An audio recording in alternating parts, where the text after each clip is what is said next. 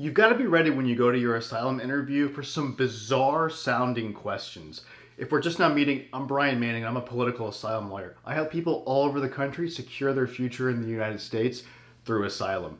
So, some of the questions that you're going to get at your asylum interview are going to seem really strange to you. You're going to be thinking, why on earth am I being asked this? Why does the asylum officer want to know this stuff? Well, really, as a former asylum officer, I can tell you that, at least normally, there is a method to this madness in the sense that the officer is asking you these questions for a very specific reason. You see, they're trying to assess whether you're eligible for asylum in the United States, and their questions are meant to get this information out of you. But sometimes they don't do it in a very artful way. And even if they do, it may seem strange to you. But here's the thing that's important to know. If you know ahead of time going into your interview why the officer needs this information, in other words, if you know what it is that they're trying to understand about your situation to see whether you qualify for asylum, then you can actually prepare to answer those questions in the best way possible to give the officer exactly what they need so they can give you asylum. And so I created a special training about this to let you know why the officer is asking you these questions, and what it is that they really want to know and why they're asking you about all this in your asylum interview. So to do that, to give you this training, let's jump over to my computer screen, okay? I'm going to tell you what it is that the asylum officer really wants to know. I'm going to share with you what it is they're looking for, which will help you to prepare for your interview. Because you see, if you know what the officer is interested in, it will help you to decide what to focus on in providing answers to the officer's questions. While it's true that you should always try to give the most direct answer possible to the questions being asked, there will be times when you could answer a given question multiple ways, and you have to make a decision about what to say. The officer won't just let you go on and say whatever you want. Rather, your chance to express yourself and provide crucial information is very limited at your interview. So you've got to make the most of every opportunity to give the officer the information they need to understand that, yes, your circumstances do in fact make you qualified for asylum. And you'll be better positioned to do that if you understand what's actually important in the officer's eyes. Now, I know you've probably been through a lot, and all of that is important. Your life experiences do matter. But you've got to understand the laws on asylum and the policies of the Department of Homeland Security dictate that you've got to check certain specific boxes to qualify for asylum. And most people don't know what those boxes are. In other words, they don't actually know what the requirements to win asylum are. And lots of things that people may think are helpful in their case really aren't. Because of this, asylum applicants often spend a lot of time trying to focus on things that don't actually help their case. And they might not be conveying to the officer the information that actually would help their case. You can help ensure this doesn't happen to you by understanding what the officer actually needs to know. Now, this training is not legal advice or a legal service, so I'm not going to get into the specifics of the asylum laws. But I can tell you that, based on my experience as an asylum officer, there are two main aspects of any asylum case. They are persecution and nexus. What on earth does that mean? Persecution basically means serious harm. The officer wants to know if you've been seriously harmed in the past or if there's a reasonable possibility that you'll be seriously harmed in the future. All right.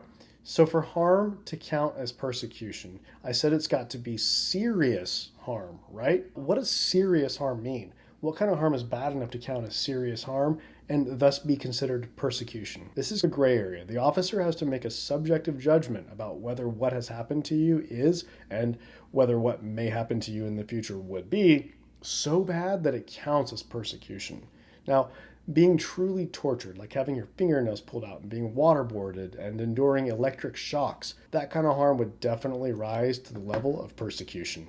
Getting shot with a gun or beaten up really badly such that you have serious injuries that require you to stay in the hospital almost certainly would count as persecution as well. On the other hand, getting pushed around and maybe shoved down and then harassed some probably would not be enough to count as persecution. Note that psychological harm that you suffer can count as persecution too.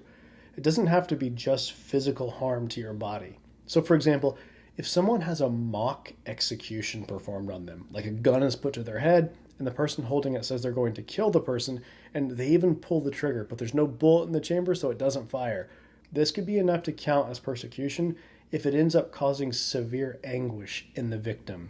Like if this traumatic incident causes them to become depressed and have all kinds of problems such that they need therapy, This incident alone could be enough to count as persecution. And note that multiple not so severe incidents of harm, whether physical or psychological, can be added up to get to that persecution threshold. In other words, a bunch of small things that have happened to you, including sustained harassment and threats, may be enough to get you asylum, even if you've never been seriously physically harmed.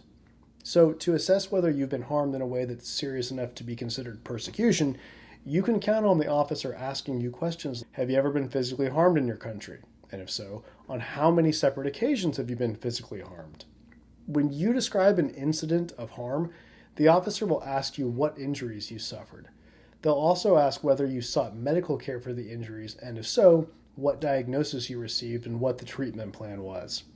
They'll probably ask how long it took for your injuries to heal. The officer will also ask about threats and anything else that has been harmful to you.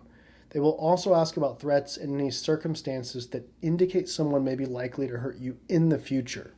And for the purpose of exploring psychological harm to you, so that they can make a decision on the severity issue and whether the harm is severe enough to count as persecution, the officer will ask how what you've been through in your country has affected you.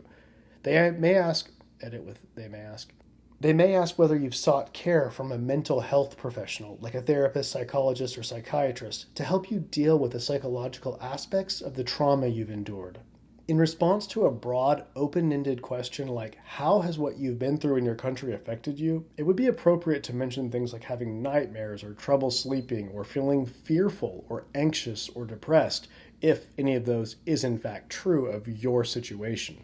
Okay, so that's the persecution part of the asylum analysis. What about the other main aspect? Remember what I said earlier that this other aspect is called? Well, in the asylum officer world, they call this nexus. And that's just a fancy word that means connection. But in the world of asylum, it's used in a way that's closer to motivation or reason. It's not enough just to show that you have been or will be persecuted.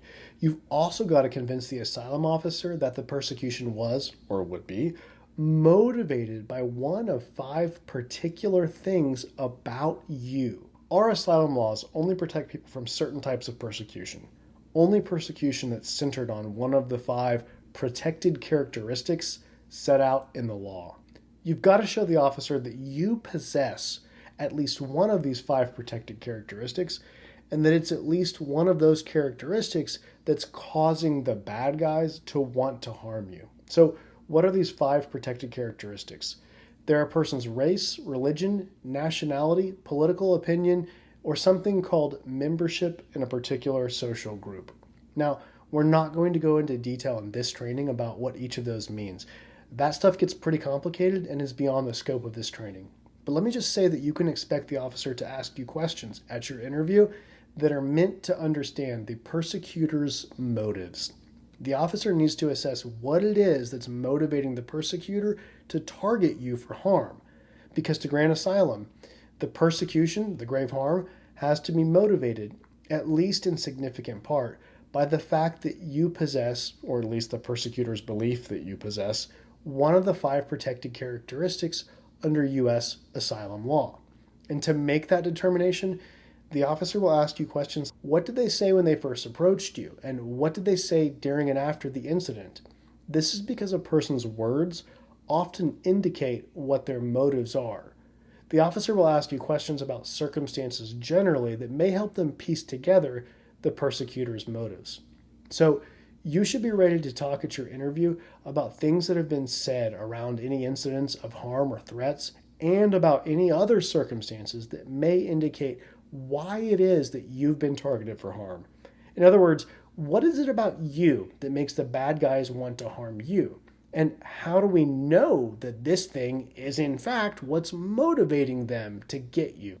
Okay, so we've covered persecution and nexus, which are the 2 main substantive things in your case. But you can also expect questions at your interview related to the identity of the persecutors. Are they from the government, or are they instead private citizens? And how do you know this? What makes you so sure? This distinction between private actors and the government is important because if the bad guys are private citizens, then to get asylum, the officer will have to be convinced that the government is either unable or unwilling to control the bad guys. To make that determination, in cases where the persecutors aren't from the government, the officer will ask questions about whether you reported any harm or threats to the authorities, and if not, why not? If you did report, they'll ask whether the authorities took your complaint seriously and what, if anything, ended up happening as a result of it.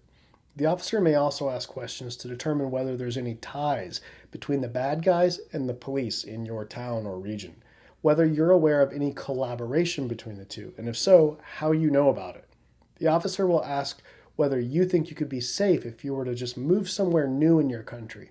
This is called internal relocation. The idea is that you don't really need asylum in the United States if you could just go somewhere else in your own country and be safe. You'll get multiple questions about this if the bad guys are private citizens rather than people who work for the government.